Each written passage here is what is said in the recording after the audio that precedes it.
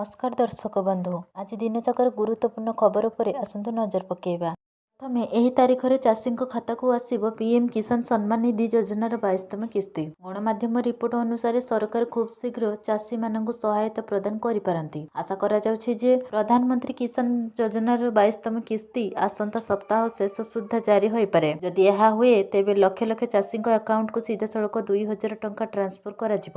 ଚାଷୀମାନେ ପ୍ରତି 4 ମାସରେ 2000 ଟଙ୍କା ଲେଖାଏଁ ପାଉଛନ୍ତି। ଏହି ଟଙ୍କା ସିଧାସଳଖ ଡିବିଟି ମାଧ୍ୟମରେ ଚାଷୀଙ୍କ ବ୍ୟାଙ୍କ ଆକାଉଣ୍ଟକୁ ପଠାଯାଏ, ଯାହା କୌଣସି ଅନିୟମିତତାର ସମ୍ଭାବନାକୁ ହ୍ରାସ କରେ। ରିପୋର୍ଟ ଗୁଡ଼ିକ ଏହା ମଧ୍ୟ ସୂଚିତ କରିଛି ଯେ ପ୍ରଧାନମନ୍ତ୍ରୀ ମାର୍ଚ୍ଚ 13 ତାରିଖରେ ଆସାମର କୋକ୍ରାଝାର ଗସ୍ତ କରିବାର କାର୍ଯ୍ୟକ୍ରମ ରହିଛି। ଏହି କାର୍ଯ୍ୟକ୍ରମ ସମୟରେ ଅନେକ ବିକାଶମୂଳକ ପ୍ରକଳ୍ପ ଘୋଷଣା କରାଯିବାର ଆଶା କରାଯାଉଛି। ତେଣୁ ଆଶା କରାଯାଉଛି ଯେ ପ୍ରଧାନମନ୍ତ୍ରୀ କିଷାନ ଯୋଜନାର 22ତମ କିସ୍ତି ମଧ୍ୟ ଏହି କାର୍ଯ୍ୟକ୍ରମ ସମୟରେ ଘୋଷଣା କରାଯାଇପାରେ। ପରବର୍ତ୍ତୀ ଖବର ରାଜ୍ୟ ସରକାରଙ୍କ ବଡ଼ ଘୋଷଣା ଦ୍ୱିତୀୟ କିମ୍ବା ତୃତୀୟ ସନ୍ତାନର ଜନ୍ମ ପାଇଁ ମିଳିବ 25,000 ଟଙ୍କା। ବିଧାନସଭାରେ ମୁଖ୍ୟମନ୍ତ୍ରୀଙ୍କ ଘୋଷଣା। ମୁଖ୍ୟମନ୍ତ୍ରୀ କହିଥିଲେ ଯେ ବର୍ତ୍ତମାନ ପ୍ରାୟ 58% ପରିବାରରେ କେବଳ ଗୋଟିଏ ସନ୍ତାନ ଅଛି, ଯେତେବେଳେ ପ୍ରାୟ 2.17 ଲକ୍ଷ ପରିବାରରେ ଦୁଇଟି ସନ୍ତାନ ଅଛି ଏବଂ ପ୍ରାୟ 62 ଲକ୍ଷ ପରିବାରରେ 3 କିମ୍ବା ତାଠାରୁ ଅଧିକ ସନ୍ତାନ ଅଛନ୍ତି। 1993 ମସିହାରେ 3.0ରୁ ହ୍ରାସ ପାଇ ବର୍ତ୍ତମାନ 1.5 ହୋଇଛି। ଜନସଂଖ୍ୟାଗତ ସନ୍ତୁଳନ ବଜାୟ ରଖିବା ପାଇଁ ଆଦର୍ଶ TFR ହେଉଛି 2.1। ସେ ଚିନ୍ତା ପ୍ରକାଶ କରିଥିଲେ ଯେ କମ୍ ପ୍ରଜନନ ହାର ଜାପାନ, ଦକ୍ଷିଣ କୋରିଆ ଏବଂ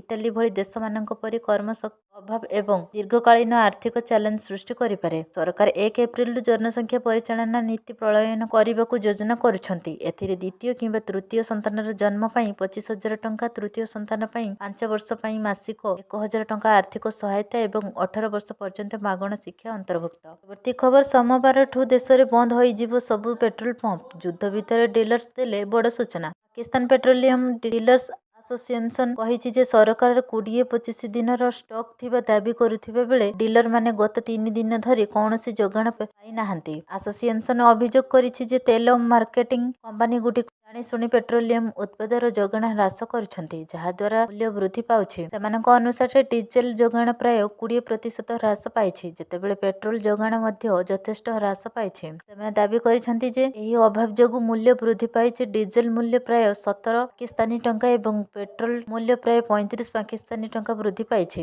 ଅଧିକାରୀଙ୍କ ଅନୁଯାୟୀ ଆବଶ୍ୟକ ହେଲେ ଅତିରିକ୍ତ ଇନ୍ଧନ ଆମଦାନୀ କରିବାର ବ୍ୟବସ୍ଥା କରାଯାଇଛି। ତେବେ ଉପସାଗରୀୟ ଅଞ୍ଚଳରେ ବଢୁଥିବା ଉତ୍ତେଜନା ଏବଂ ଇରାନ ଉପରେ ଆମେରିକା ଇସ୍ରାଏଲ ଆକ୍ରମଣ ଯୋଗୁଁ ଏହି ସଙ୍କଟ ସୃଷ୍ଟି ହୋଇଛି ବୋଲି ଜଣାପଡ଼ିଛି। ଏହି ଘଟଣାଗୁଡ଼ିକ ବିଶ୍ୱ ତୈଳ ଯୋଗାଣ ପାଇଁ ଏକ ଗୁରୁତ୍ୱପୂର୍ଣ୍ଣ ମାର୍ଗ ହର୍ମୁଜ ପ୍ରଣାଳୀକୁ ପ୍ରଭାବିତ କରୁଛି।